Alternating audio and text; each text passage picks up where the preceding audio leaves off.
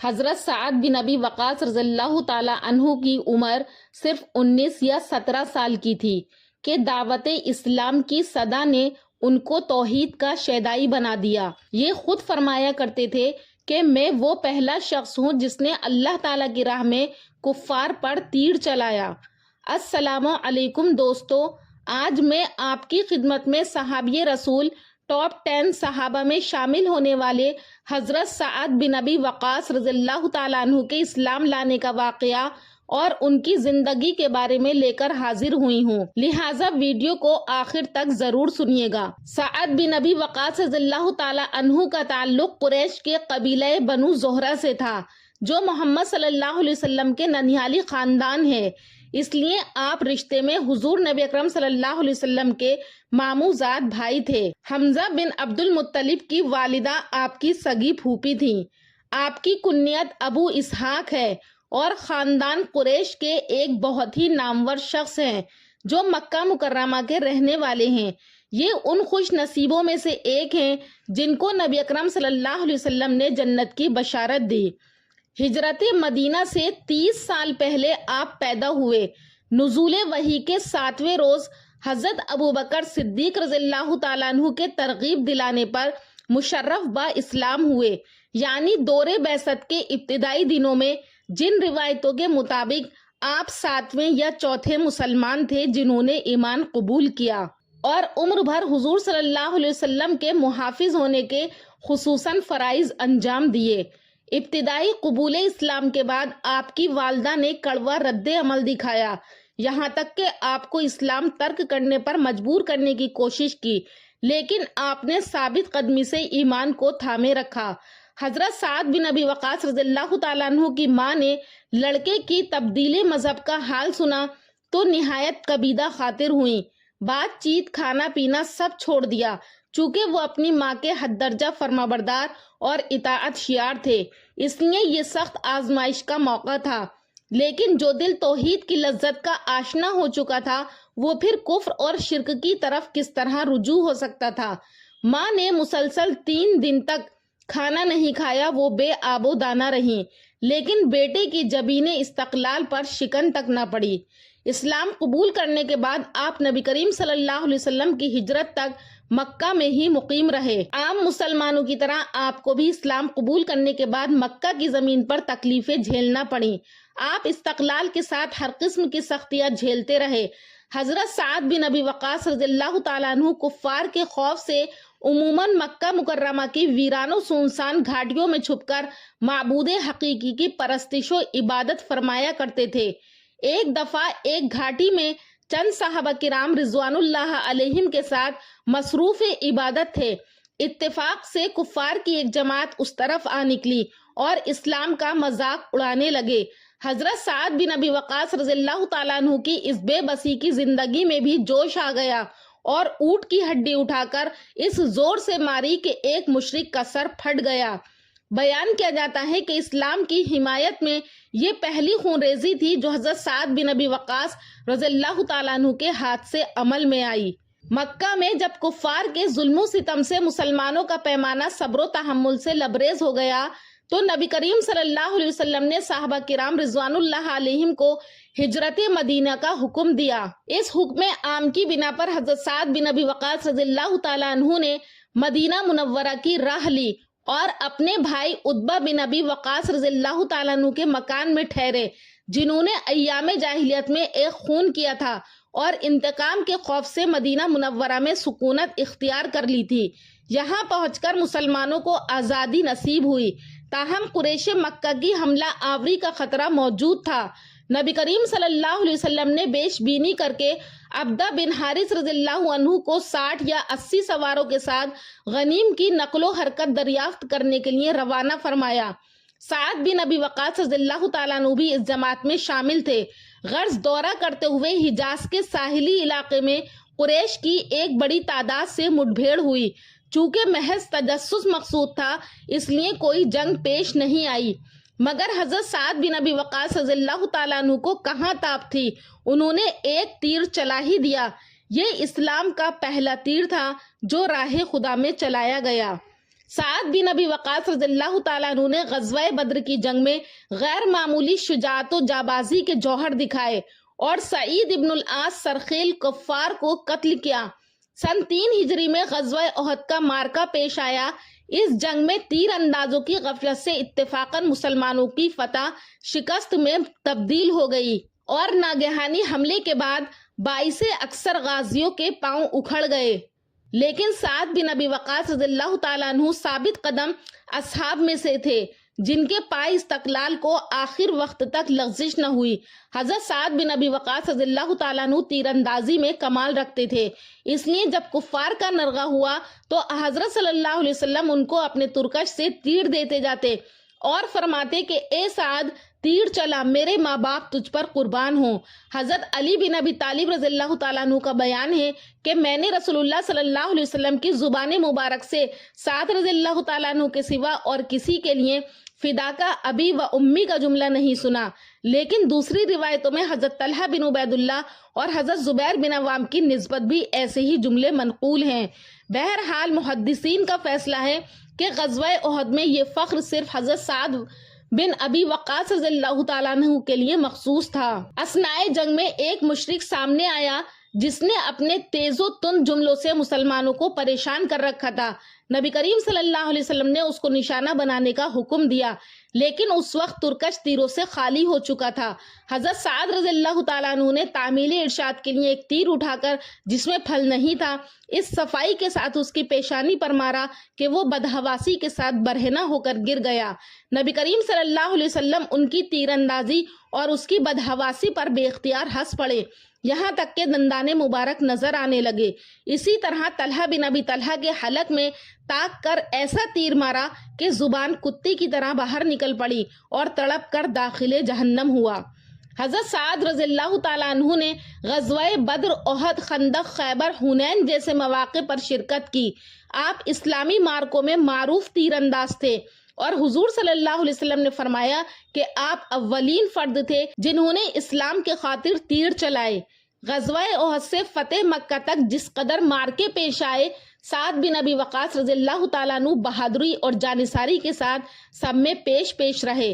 پھر 10 ہجری میں سرور کائنات صلی اللہ علیہ وسلم نے حجۃ الوداع کا قصد فرمایا تو حضرت سعد بن ابی وقاص رضی اللہ تعالیٰ عنہ ہم رکاب تھے، لیکن مکہ پہنچ کر سخت علیل ہو گئے، یہاں تک کہ جب نبی کریم صلی اللہ علیہ وسلم عیادت کے لیے تشریف لائے تو زندگی سے مایوس ہو کر عرض کرنے لگے کہ یا رسول اللہ، میں مالدار آدمی ہوں لیکن ایک لڑکی کے سوا کوئی وارث نہیں ہے، اس لیے اگر اجازت ہو تو اپنا 2 مال کار خیر میں لگا دوں۔ ارشاد ہوا کہ نہیں۔ پھر عرض کیا 2 آپ نے فرمایا نہیں، تو نصف صحیح کا حکم ہوا تو آپ نے فرمایا نہیں، صرف 1 اور یہ بھی بہت ہے۔ تم اپنے وارثوں کو مالدار چھوڑ کر جاؤ کہ وہ لوگوں کے سامنے دستے سوال نہ پھیلاتے پھریں۔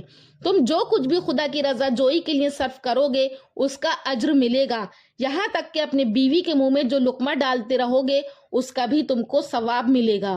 حضرت سعد بن ابی وقاص رضی اللہ تعالیٰ عنہ کا علمی پایہ نہایت بلند تھا۔ حضرت عمر بن خطاب رضی اللہ تعالیٰ عنہ فرمایا کرتے تھے کہ جب سعد بن ابی وقاص رضی اللہ تعالیٰ عنہ رسول اللہ صلی اللہ علیہ وسلم سے کوئی حدیث روایت کریں تو پھر اس کے متعلق کسی دوسرے سے نہ پوچھو۔ رسول اللہ صلی اللہ علیہ وسلم سے تحصیل علم میں کبھی بھی انہوں نے شرم نہیں کی اور نہ ہی کبھی پیچھے رہے۔ حضرت سعد بن ابی وقاص کے مصحف اخلاق میں خشیت الہی، حب رسول، تقوی، زہد، بے نیازی اور خاکساری سب سے روشن ابواب ہے۔ خوف خدا اور عبادت گزاری کا یہ حال تھا کہ عموماً رات کے آخر حصے میں مسجد نبوی صلی اللہ علیہ وسلم میں آ کر نماز پڑھا کرتے تھے۔ طبیعت روحانیت کی طرف بہت مائل تھی لیکن اسلام میں ممنوع ہونے کی وجہ سے مجبور تھے۔ رسول اللہ صلی اللہ علیہ وسلم کے ساتھ محبت و جانثاری کا صرف اس سے اندازہ ہوتا ہے کہ تقریباً تمام غزوات میں ہم رکاب رہے۔ غزوہ احد میں جب شکست رونما ہوئی اور تمام صحابہ پریشانی اور گھبراہٹ میں منتشر ہو گئے تو اس وقت تھوڑی دیر تک تنہا انہوں نے اور حضرت طلحہ نے خیر الانام صلی اللہ علیہ وسلم کی حفاظت کا فرض انجام دیا تھا۔ سفر میں عموماً خود شوق سے رسول اللہ صلی اللہ علیہ وسلم کے خیمے کے گرد رات بھر پہرا دیتے تھے۔ ایک دفعہ رسول اللہ صلی اللہ علیہ وسلم کسی غزوے سے واپس تشریف لا رہے تھے۔ رات کے وقت ایک جگہ قیام ہوا، یہاں دشمنوں کا سخت خطرہ تھا۔ نبی کریم صلی اللہ علیہ وسلم دیر تک جاگتے رہے اور فرمانے لگے کہ کاش میرے اصحاب میں سے کوئی مرد صالح آج پہرا دیتا۔ حضرت عائشہ رضی اللہ تعالیٰ عنہ کا بیان ہے کہ ابھی یہ جملہ پورا بھی نہیں ہوا تھا کہ اسلحہ کی جھنکار سننے میں آئی۔ نبی کریم صلی اللہ علیہ وسلم نے پوچھا کہ کون ہے؟ عرض کیا کہ سعد بن ابی وقاص۔ ارشاد ہوا کیسے آئے ہو؟ اس فرض کو انجام دینے آیا ہوں۔ نبی کریم صلی اللہ علیہ وسلم اس جانثار سے نہایت خوش ہوئے اور ان کو دعا دی، اور ان کے تقوی کا یہ عالم تھا کہ جس وقت دنیائے اسلام حکومت و بادشاہت کے جھگڑوں میں مبتلا تھی، اس وقت وہ مدینے کے ایک گوشے میں بیٹھے ہوئے اس فتنے سے محفوظ رہنے کی دعائیں مانگ رہے تھے، اور جو کوئی ان جھگڑوں کے متعلق کچھ پوچھتا تو فرماتے کہ میں نے رسول اللہ صلی اللہ علیہ وسلم سے سنا ہے کہ میرے بعد عنقریب ایک فتنہ برپا ہوگا جس میں سونے والا بیٹھنے والے سے، بیٹھنے والا کھڑے ہونے والے سے، اور کھڑا ہونے والا چلنے والے سے اچھا ہوگا۔ تواضع اور خاکساری کا صرف اس سے اندازہ ہوگا کہ سپہ سالاری اور گورنری کے بعد بھی جبکہ کسریٰ کے وارثوں نے اپنا عظیم الشان محل ان کے لیے خالی کر دیا تھا، ان کو اونٹ اور بکریاں تک چرانے میں شرم نہ تھی۔ افسر کی اطاعت کا یہ حال تھا کہ گھر میں ان کے آگ لگائی گئی لیکن وہ خاموشی کے ساتھ دیکھتے رہے۔ ایک زمانہ تھا کہ سعد بن ابی وقاص رضی اللہ تعالیٰ عنہ درخت کے پتے کھا کر رسول اللہ صلی اللہ علیہ وسلم کے ساتھ غزوات میں جاں بازی دکھاتے تھے، لیکن اسلام نے بہت جلد روحانیت کے ساتھ ساتھ مادی حیثیت سے بھی اپنے فدائیوں کی تنگ دستی کو دولت و ثروت سے تبدیل کر دیا۔ خیبر کی مفتوحہ اراضی میں جاگیر ملی، ایران کے مال غنیمت میں حصہ ملا۔ اسی طرح دور فتنہ فساد میں ایک غیر آباد زمین خرید کر زراعت کا مشغلہ اختیار کیا، غرض آخر زندگی میں ایک بڑی دولت کے مالک ہوئے۔ کوفہ اور مدینہ سے 10 میل کے فاصلے پر مقام عقیق میں عالی شان محلات تعمیر کرائے، مگر باوجود اس کے غذا اور لباس کی سادگی میں کچھ فرق نہیں آیا تھا۔ سعد بن ابی وقاص رضی اللہ تعالیٰ عنہ کو مدینہ سے اس قدر محبت ہو گئی تھی کہ مکہ میں مرنا بھی پسند نہ تھا۔ بیماری جس قدر طول کھینچتی جاتی تھی اس قدر ان کی بے قراری بڑھتی جاتی تھی۔ رسول اللہ صلی اللہ علیہ وسلم نے اشکبار دیکھ کر پوچھا روتے کیوں ہوں؟ عرض کیا کہ معلوم ہوتا ہے کہ اس سرزمین کی خاک نصیب ہوگی یا نہیں جس کو خدا اور رسول کی محبت ہمیشہ کے لیے ترک کر چکی تھی۔ نبی کریم صلی اللہ علیہ وسلم نے تسلی دیتے ہوئے ان کے دل پر ہاتھ رکھ کر 3 مرتبہ دعا دی، اللہم اشفی سعدن، کہ اے خدا سعد کو صحت عطا کر، سعد کو صحت عطا کر۔ رسول اللہ صلی اللہ علیہ وسلم کے منہ مبارک سے جو الفاظ نکلے تھے وہ اس مریض بستر مرگ کے لیے آب حیات ثابت ہوئے، یعنی دعا قبول ہوئی اور وہ صحیح اور تندرست ہوئے۔ ساتھ ہی یہ بشارت سنائی کہ اے سعد تم اس وقت تک نہ مرو گے جب تک تم سے ایک قوم کو نقصان اور دوسری قوم کو نفع نہ پہنچ لے۔ یہ پیشن گوئی عجمی فتوحات کے ذریعے پوری ہوئی جن میں عجم قوم نے آپ کے ہاتھوں سے نقصان اور عرب قوم نے فائدہ اٹھایا۔ حضرت عمر رضی اللہ تعالیٰ عنہ نے آپ کو کوفے کا گورنر بنا دیا تھا، پھر گورنری سے معذور ہونے کے بعد آپ نے گوشہ نشینی اختیار کر لی تھی، یہاں تک کہ تیسرے خلیفہ کے عہد کا آخری زمانہ تھا۔